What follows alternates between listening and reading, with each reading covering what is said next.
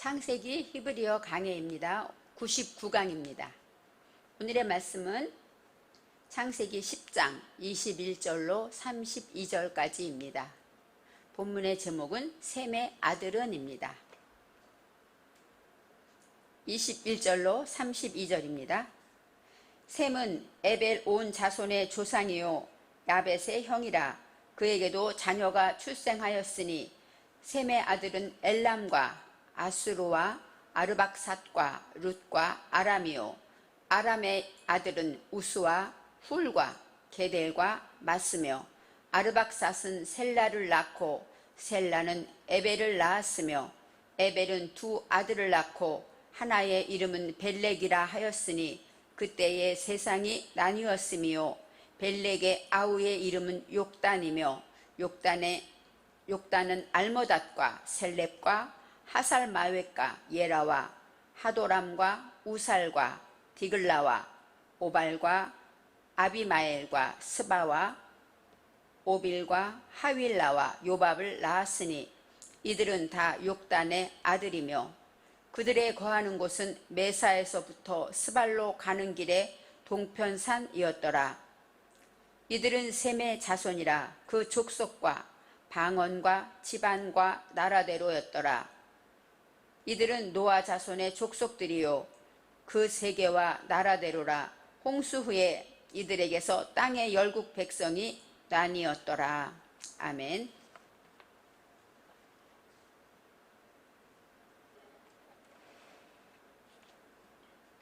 셈의 아들에 대해서 오늘은 말씀을 나누려고 합니다.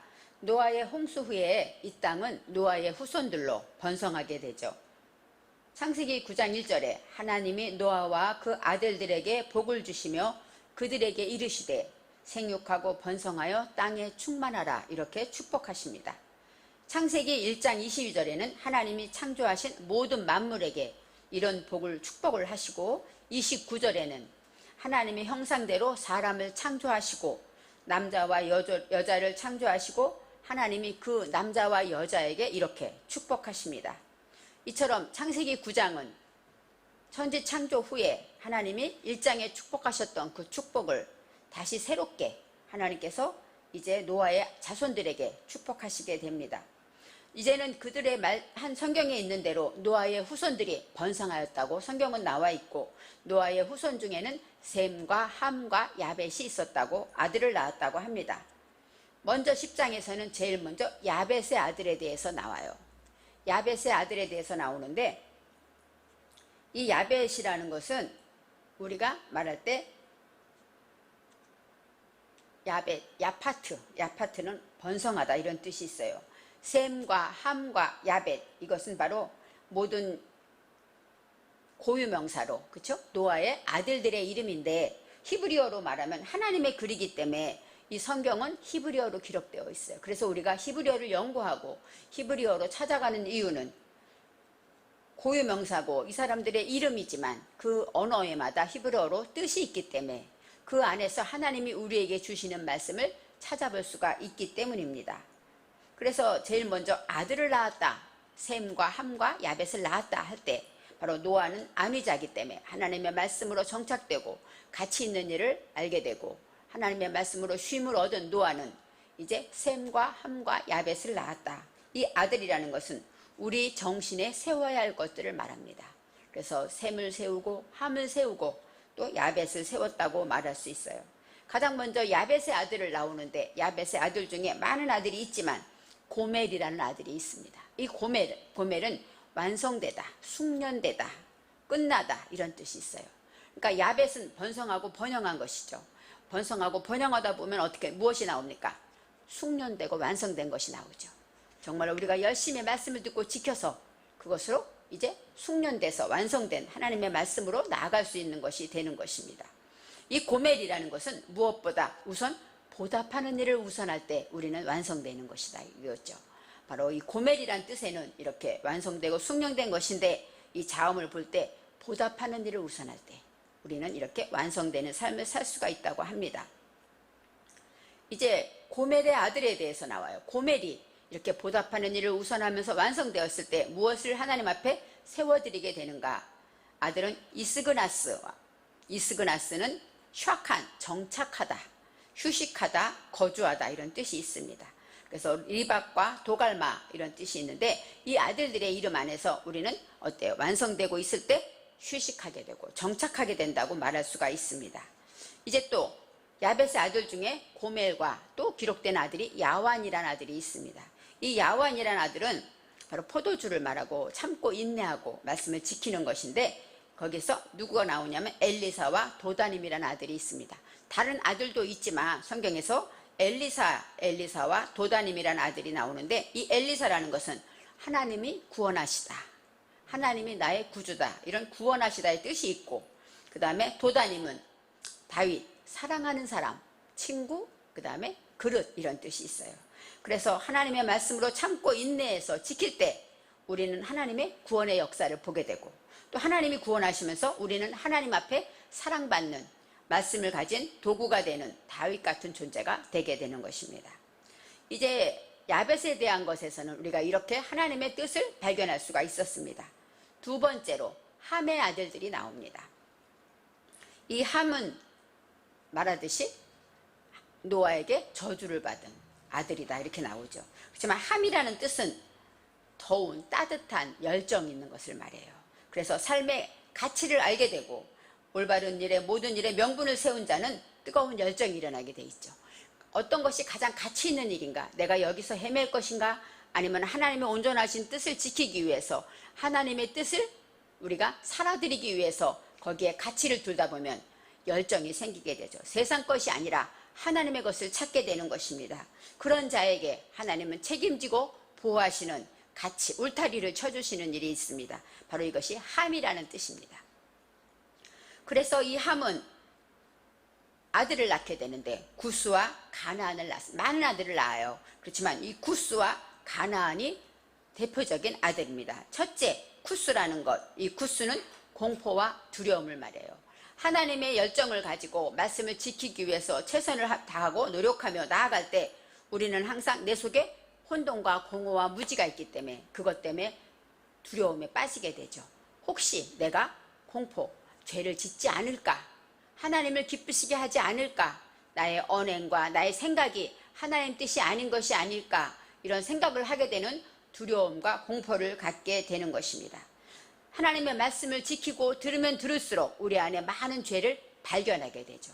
그렇기 때문에 날마다 순간순간마다 하나님을 의지하고 하나님만 바라보면서 얼음을 걷는 것처럼 조심스럽게 두려움과 공포를 가지고 살아가게 되는 것입니다. 그래서 함은 이런 구스를 낳고 두 번째로는 가나안을 낳는다고 합니다. 근데 첫 번째 구스는 이제 아까 공포를 누리잖아요. 내 안에 있는 모든 죄와 허물 때문에 더 두려워하고 공포를 누리게 되는데, 구스는 아들을 낳게 되는데 하윌레와 나아마를 낳았다고 합니다. 하윌라라는 것은 창세기에 나오는 것인데 이 훌이라는 단어는 소용돌이 치고 물결이 어때요? 올라오고 막 소용돌이 치고 물결이 치는 것을 말하기 때문에 생각지 않은 고통을 말하죠. 이 훌이라는 것은 고통인데 그것은 창세기에서 금이 있는 곳이 하윌라라고 나와요. 그래서 이 금은 무엇입니까? 자합으로서 반짝반짝 빛나는 것이고 또 영광도 되고 면류관도 되지 않습니까? 그래서 금 같은 믿음이라고 말하죠. 그래서 금이 있다는 것은 바로 이 하윌라, 소용돌이 치고 순간적으로 내오는 고통과 두려움이 오지만 그것을 통해서 우리는 반짝반짝 빛나는 믿음을 갖게 되는 그러한 자리로 나아갈 수 있다는 것입니다. 두 번째로 구스가 낳은 아들은 나아마입니다. 나아마는 무엇이냐? 화가 나는 거예요. 이제 두렵고 떨림으로 항상 공포 가운데서 하나님의 말씀을 신천하고 나가다 보니까 내가 말씀을 못 지키는 나를 발견하고 내 속에 이렇게 죄가 많은가? 내 속에 이렇게 믿음이 없는가? 하면서 나 자신에게 안타깝고 경노하게 되고 화가 나게 되는 그런 일이 있습니다. 그럴 때 이 나아마는 누구를 낳습니까? 스바와 드단을 낳는데 이 드단이 바로 다윗입니다. 그래서 이렇게 나 때문에 안타까워하고 내 속에 죄 때문에 또 다른 내가 있음을 안타까워할 때 그러면서 나갈 때 내 안에 하나님의 사랑하는 자가 되고 하나님의 말씀을 담은 그릇이 된다는 것입니다. 그리고 이제 구스의 아들 중에 성경의 10장에 니므롯이라는 아들을 설명하고 있습니다. 이 니므롯이라는 단어는 어떤 뜻이냐? 마라, 쓰디쓴 고통을 말해요. 하나님의 말씀으로 이제 열정을 가지고 공포를 가지고 나가다 보면 어때요? 내 안에 쓰디쓴 고통이 찾아오죠. 말씀을 지키기 위해서 또 못 지키는 나 때문에 화도 나고 이런 말할 수 없는 고통이 찾아올 때 여기서 니므롯은 뭐라고 말하냐면 첫 용사였다 이렇게 말해요. 내 안에서 쓰디쓴 고통이 나타나고 이 마리아처럼 칼로 베는 것 같은 그 고통, 그런 고통이 있는 것은 첫 용사라는 것이에요. 첫은 할랄, 처음이다, 시작하다 이런 뜻도 있지만 찔림을 당하다 그런 뜻이 있어요. 그러니까 쓰디쓴 고통 때문에 내가 찔림을 당할 때 그럴 때 용사가 되는데 이게 까바라는 위풍당당하다, 바로 용사, 전사 이런 뜻이 있습니다. 그러니까 많은 고통 중에서 쓸림을 당하고 그것 때문에 찔림을 당하고 아프지만 그것을 통하여서 우리는 당당한 용사가 될 수 있다는 것이에요. 하나님의 말씀을 지키고 그 다음에 하나님의 말씀에 대적하는 자들을 쳐부실 수 있는 강한 용사가 된다고 합니다. 그래서 여호와 앞에 용감한 사냥꾼이다. 니므롯에 대해서 성경은 이렇게 말합니다. 여호와 앞에, 여호와는 지금 우리에게 함께 하시고 예배를 받으시는 그 여호와인데 그 앞이라는 것은 페네입니다. 얼굴을 말해요. 그래서 무엇을 보고 무엇을 듣고 무엇을 말하느냐가 중요한 것이죠. 하나님 앞에 있다는 것은 하나님처럼 보고 하나님처럼 생각하고 하나님처럼 말해야 됩니다. 하나님 앞에 있다고 하면서도 짜증나고 화가 나고 두렵고 떨린다는 것은 하나님 앞이 아니라는 것이죠. 그처럼 여호와 앞에 내 이목구비가 하나님처럼 생각할 때 용감한 사냥꾼이 되었더라. 용감한이 바로 아까 말한 용사가 되는 거, 까바르가 돼서 용사가 되고, 사냥꾼은 차이드는 덫을 놓다, 짐승을 잡는 것이겠죠. 그래서 내 안에 있는 무지와 헛된 것들을 다 잡아내는 그런 용감한 사냥꾼이 된다고 말합니다. 그래서 진짜 용감한 사냥꾼, 내 안에 이런 모든 죄와 허물을 발견하고 잡아낼 수 있는 것은 도구가 무엇일까요? 니므롯, 쓰디쓴 고통입니다. 그렇기 때문에 우리 안에 고통이 찾아올 때, 아, 하나님은 내 속에 무엇을 발견하려고 하시는가, 내 속에 무엇을 잡으려고 하시는가 생각해야 합니다. 생각지 않았던 염려와 두려움과 근심이 찾아올 때, 아, 내 속의 것을 발견하고, 아, 내 속에 무엇을 잡아내야 하는가, 하나님을 믿지 못하는 불신을 잡아내야 합니다. 어떤 일이 있어도 두려움과, 아까 말했지, 말씀을 지키지 못하는 공포, 두려움이 아니라 모든 장래에 대해서 믿음이 없을 때, 이럴 때는 내 속에 있는 것들을 잡아내는 사냥꾼이 필요합니다. 이제 그 다음에 가나안의 아들이 나옵니다. 가나안에는 여러 아들이 나오지만 특별히 아들 중에서는 성경에 기록된 7족속을 생각해 봐야 합니다. 가나안에 우리가 이스라엘 백성이 애굽에서 나와서 약속의 땅 가나안에 갈 때 그곳에 7족속이 있다고 성경은 누차 얘기했죠. 이들은 바로 함의 아들 가나안의 자손입니다. 이 가나안 땅에 살고 있는 가나안의 자손들이 7족속이 있다고 성경은 나왔는데, 그들은 어때요? 내 속에 있는 하나님의 말씀 약속의 땅, 하나님이 젖과 꿀이 흐르는 그 땅에 가나안에 가야 되는데, 가나안에 가려면 그 안에는 7족속을 물리쳐야 한다는 것이죠. 7족속이라는 것은 내 속에 짐승 같은 속성을 말해요. 그것을 물리치지 않으면 참된 하나님이 약속하신 가나안을 누리지 못한다는 것입니다. 첫 번째가 헷 족속입니다. 헷 족속은 헤트인데, 헤트는 생명의 목표를 가지게 되는 거예요. 그렇기 때문에 아까 말한 쿠스처럼 공포를 느끼죠. 그래서 이 헷이라는 것은 공포와 두려움을 가지는 자예요. 두 번째로, 안 되면 어떡하지? 망하면 어떡하지? 이런 두려움, 염려, 또 당장 아프면, 암이면 어떡하지? 이렇게 순간 우리는 극단적인 대로 찾아갈 때가 많습니다. 그것은 하나님이 주는 생각이 아닌 것을 알아야 됩니다. 내 속에 헷이 있기 때문이에요. 헷 때문에 두려움과 공포로 모든 것을 몰아가게 됩니다. 두 번째는 기르가스 족속이 나옵니다. 기르가스 족속은 막 홍수가 와서 다 쓸려 내려가는 것처럼 거기에는 내가 좋아하는 모든 것도 다 분별을 하고 찾을 수가 없습니다. 바로 영적인 혼돈한 것을 말하고, 무질서를 말해서 진흙탕같이 찾아볼 수가 없고 구별할 수가 없고 정말로 분별할 지혜가 없는 것, 이것이 바로 기르가스 족속입니다. 너무너무 화가 나면 어때요? 평소에는 잘 보이던 것도 안 보이죠. 그것처럼 영적인 무질서가 오게 되면 우리는 분별하지 못하고 하나님이 주시지 않는 것인 줄 알면서도 마음대로 쏟아내고 화내고 이렇게 됩니다. 그것은 내 속에 기르가스 족속이 있다는 것입니다. 세 번째, 아모리 족속이 있습니다. 이 아모리 족속은 말하다, 밝히다 이런 뜻인데 무엇을 밝히냐면 하나님보다 앞선 내 자신을 밝히는 것입니다. 내 속에 인본주의, 또 교만이나 나의 지식, 자고로 일해야 되고 또 선입견이나 이런 모든 것들을 세상 윤리와 철학에 하나님 말씀보다 앞서는 것, 이것이 바로 아모리 족속입니다. 그렇습니다. 세상의 윤리보다 하나님의 말씀이 앞서야 되는데 말씀보다는 세상의 윤리를 먼저 잣대를 가지고 분별하고 판단하게 되면 이것은 하나님의 뜻이 아니라 바로 내 속에 아모리 족속이 있는 것을 발견해야 합니다. 네 번째로 가나안 족속입니다. 이 가나안이라는 것은 나를 낮추고 심령을 낮춰야 되는데 그렇게 하다 보면 어떻게 됩니까? 내 자신이 자존감이 낮아져요. 그래서 자살하는 사람이 많다고 하죠. 그런 사람들은 뭐예요?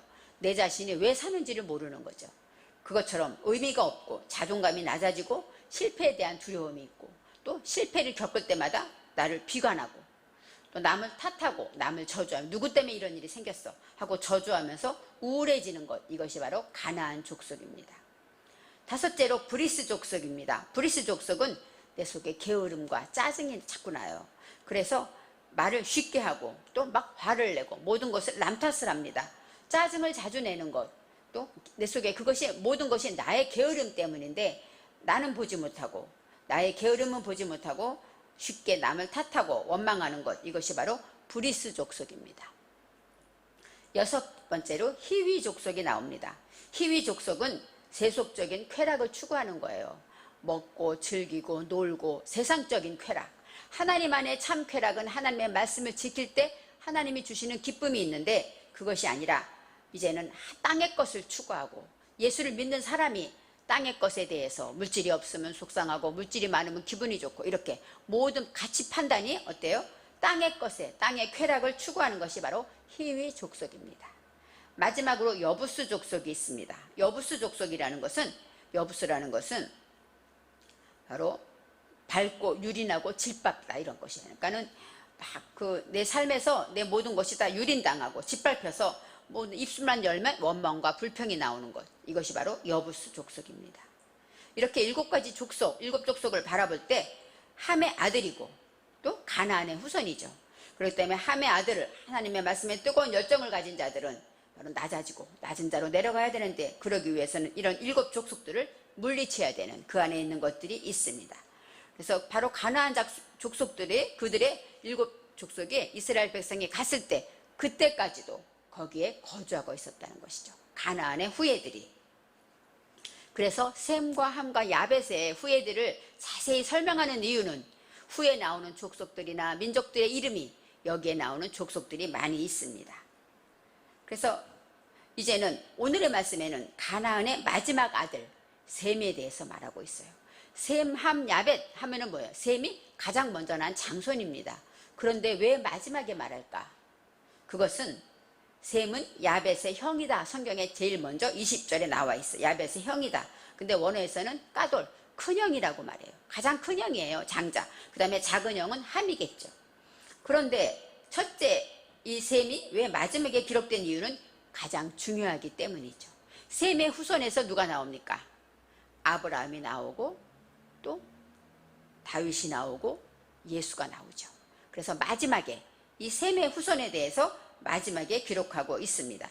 셈이라는 것은 명분을 말하고 이름값을 말해요. 그리고 올바른 일을 말합니다. 모든 일을 생할 때 옛날 일도 좋게 되새김질하는 것, 그것이 바로 올바른 일이에요. 옛날 일을 나쁘게 생각하고 그때 막 억울하고 속상하고 분하면 그것은 올바른 명분이 아니죠. 하나님의 믿는 자는 어렵고 힘들 때마다 좋게 감사하게 모든 것을 믿음으로 바라보는 이것이 바로 명분 있는 자가 하는 셈이 됩니다.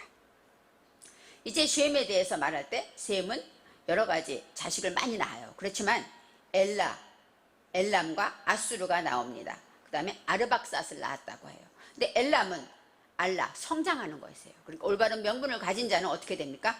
하나님과 꼬아서 합쳐서 위로 올라가는 성장하는 역사가 있고, 이 아수르라는 것은 아세르, 올바르고 정직하고 직진하는 행복하다고 말할 수 있는 그런 일을 하게 된다는 것이죠.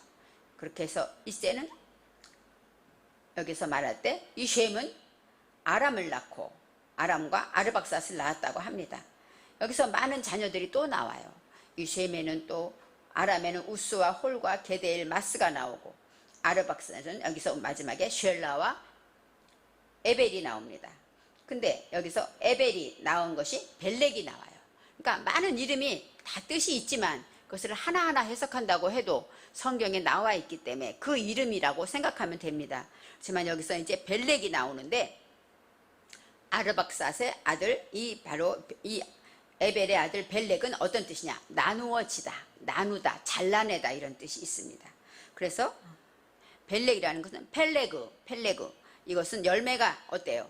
하나님의 말씀을 듣고 지켜서 익히고 훈련할 때 그때 어떻게 우리는 보답하게 되죠. 보답하기 위해서는 어때? 내 것을 내 속에 잘못된 것들을 잘라내고 익히고 훈련할 때 끊어낼 것은 끊어내고 나눌 것은 나누고 이렇게 하는 일이 바로 벨렉입니다. 그래서 벨렉과 욕단이 나옵니다. 이 욕단은 카탄이에요. 카탄은 뭐냐면 카톤, 작은 것. 바로 하나님의 말씀으로 이렇게 통과될 것은 뭐예요? 내 속에 잘라진 것들이 통과되고, 이 에벨이라는 것은 아바르, 통과하다, 지나가다 이런 뜻이 있었어요. 그래서 하나님의 말씀으로 이제 올바른 명분이 있게 될 때 우리가 하나님 안에서 지나가고 통과돼야 되는데, 그것은 첫째 내 안에 나누어진 것, 하나님의 말씀으로 내가 잘라내고 고통 중에 잘라낸 것들이 통과될 것이고, 두 번째는 나의 무가치하고 작은 것들, 하나님의 것이 크다고 생각했던 것들이, 내 것들이 점점 작아질 때 그것들이 바로 하나님 앞에 통과되고 인정되어진다고 말하고 있습니다. 이제는 벨렉과 욕단의 아들들이 나오는데 25절부터 29절까지는 욕단의 아들이 자세히 다 나옵니다. 욕단의 아들들이 다 나오면서 이제 하나님 말씀에 29절에 욕단의 아들들이라고 나오고, 그 다음에 욕단의 아들들은 그들이 거주하는 곳에 대해서 설명합니다. 그들이 어디에 있었는가, 이 많은 아들들이 어디에 거하고 있었느냐, 이 거하다가 중요합니다. 욕단의 아들들이 거주한다는 것은 야슈압으로서 정착하고 앉아있는, 하나님의 말씀을 지키고 앉아있는 자리를 말하는데, 어느 자리에 있었느냐, 욕단은 아까 말했죠. 카톤이죠. 작아진 것. 하나님 말씀을 듣고 지켜서 내 것은 잘라내고 잘라냄으로써 작아진 것들, 가장 무가치한 것, 하나님 앞에 무가치하게 작아진 것들을 말하고 있습니다. 그들이 거주하는 것은 메사에서 스발로 가는 길의 동쪽 산이었더라. 이렇게 산도 얘기하고 또 지역을 말합니다. 여기서 메사라는 것은 나사로서 머리를 들다, 위풍당당하게 머리를 들게 살다는 것이고, 스발로 가는 길의 동쪽 산이었다 이렇게 말해요. 이 스발이라는 것은 사파르로서 측정하는 거, 내 것을 측정하면서 이제 하나님의 말씀을 지키면서 욕단으로 작아진 것이 점점 어떻게 됩니까? 점점 작은 것을 통하여 내가 하나님 앞에 이 땅에서 머리를 들게 됐고, 그 다음에 내 것을 측정해요. 내 속에 모든 죄가 있는지 나를 측정하고 나를 돌아보게 될 때, 그럴 때 바로 동쪽 산에 있었다고 말합니다. 이 동쪽이라는 것은 카뎀입니다. 카뎀은 앞서다, 먼저 가다, 그런 뜻이 있어요. 그러니까 모든 것에 대해서 생각이 앞섰다는 것입니다. 이 하르는 산이지만 생각하다 이런 뜻이 있어요. 우리의 모든 생각이 정말로 하나님의 말씀으로 내가 정말 작아지고 작아질 때 모든 것 위에 앞서가는 자가 된다는 것입니다. 그런 곳에 거할 때 오늘의 말씀처럼 이들은 셈의 자손이라고 말하고 있죠. 그래서 그들이 거주하는 곳은 메사에서 스발로 가는 길의 동쪽 산이었더라. 산에 거주했다. 물론 이렇게 설명할 수 있지만 바로 앞선 생각으로 살아났다고 말하고 있습니다. 이제 마지막 절에 많은 자손들이 나오지만 셈의 자손이 나오고, 32절에는 이제 노아의 자손들이었다. 10장의 모든 내용은 노아의 자손들이고, 홍수 후에 이들에게서 그 땅의 백성이 나뉘어졌다. 이렇게 이제는 11장을 향하여 나아가고 있습니다. 오늘의 말씀 안에서 가나안의 7족속과 그 다음에 우리가 어디에 거주해야 하는가, 내가 얼마큼 잘라내고 또 내가 작아지고 작아져서 하나님의 말씀으로 통과된 자가 될 때 하나님의 말씀에 그 역사를 이루어 나가는 자가 되시기를 바랍니다.